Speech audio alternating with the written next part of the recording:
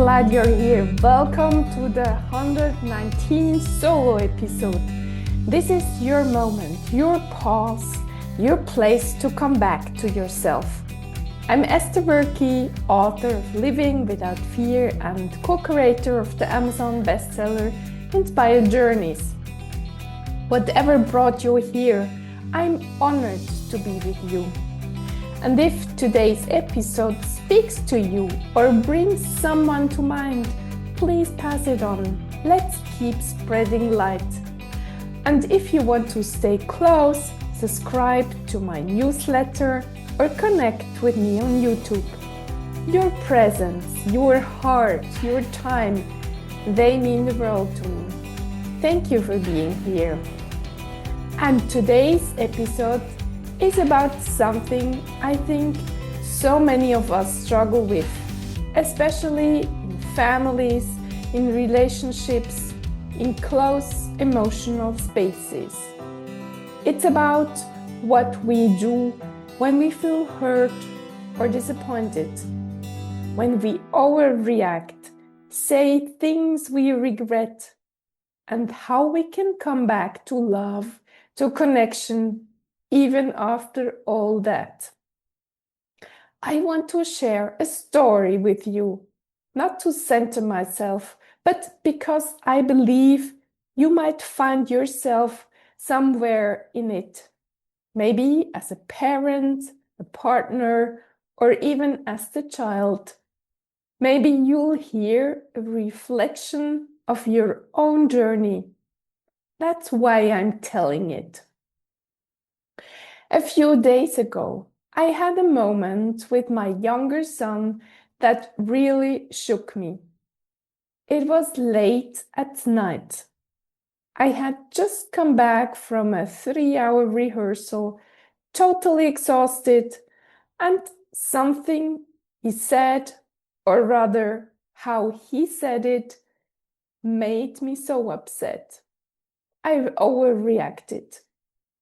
I wasn't proud of it. I was too tired to hold myself in the way I wish I could have. And you know that feeling when your body is tired, but your mind is spinning. I couldn't fall asleep. My thoughts were racing. Anger, hurt, disappointment. And underneath it all, love. That aching kind of love that just wants to be understood. But the next morning, I did something I wouldn't have done some years ago. I apologized.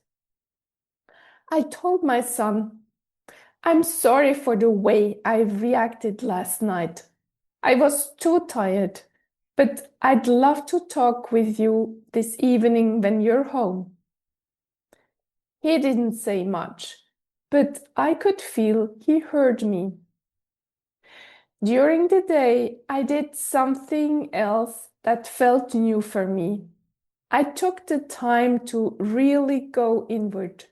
I asked myself, why did this upset me so much? What was underneath the emotion?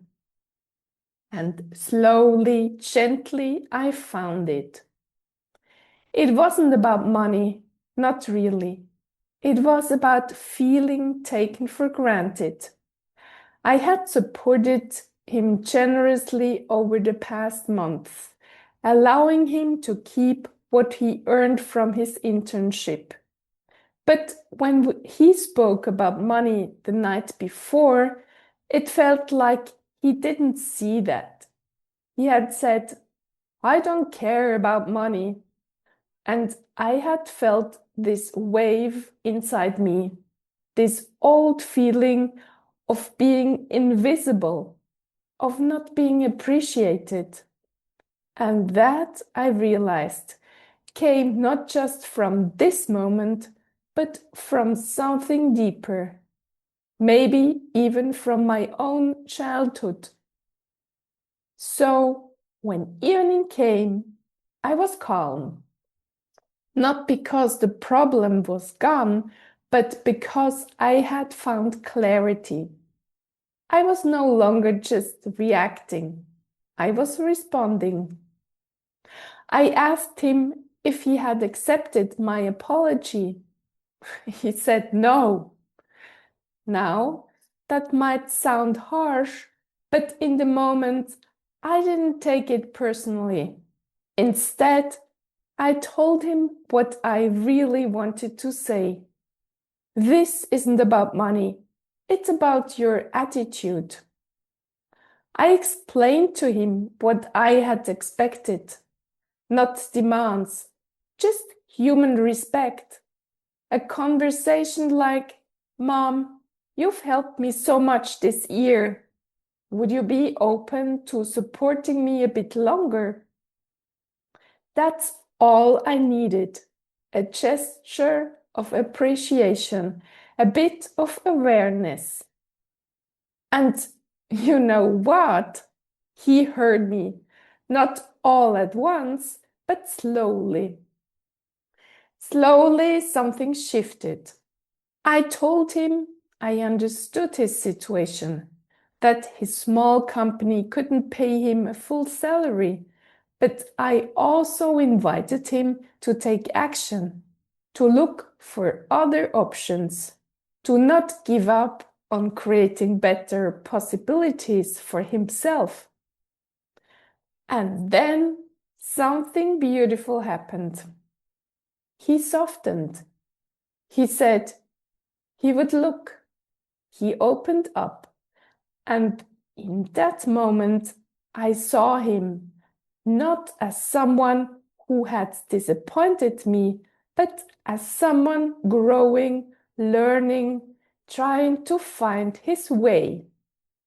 And he saw me not as the mother who knows best, not as an authority figure to rebel against, but as a human being, a woman, his mom, someone who wants to help, but who also wants to be respected.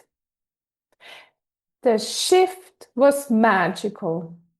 I felt light, happy, not just because we found a solution, but because we found each other again. We were equals in that moment, two people trying their best. And you know what changed everything? I let go of the need to be right. I let go of being the adult who has to teach a lesson. I didn't come with a fixed goal. I came with an open heart. My intention was peace, understanding, and we got there together. Let me pause here, dear listener, to ask you something. Where in your life are you holding on too tightly to being the one who knows better? Where could you soften, even just a little? Where could you choose connection over control? Because that's the gift our children can give us. That's the gift life gives us, if we are willing to receive it. In my past, I followed the model I was shown. My father always had to be right. His opinion was the law, and I carried that pattern forward until I didn't want it anymore. Now I see my sons as my teachers. I've learned to be more patient, to listen deeply, to feel them, and to honor their view of the world, even when it's different from mine. That's how we break the chain. That's how we create something new for the next generation. That's how we become the ones who heal, not just for ourselves, but for those who come after us. So, If you're in a difficult moment with your child, your partner, your parent, maybe try this. Take space, breathe. Ask yourself what's really hurting underneath. Let go of being right and focus on being real.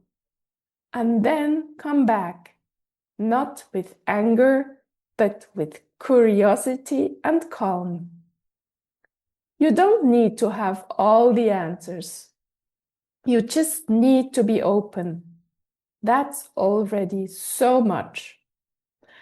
I never thought I'd play such an important role in my family's healing. But now I know I do, and so do you. Thank you for listening today, my dear friend. May this story remind you that no conflict is too deep to be softened by understanding, and no relationship is too broken to be touched by love. And if you want to work on your relationships and get conscious about your expectations, let me know.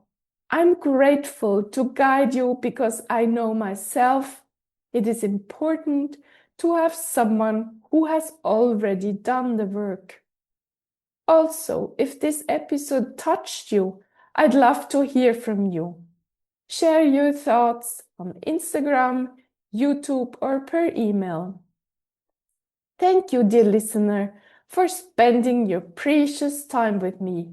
You're amazing, and you're a gift to everyone who crosses your path. If no one has told you this today, let me say it again. You're worthy. You deserve to be loved, and you matter.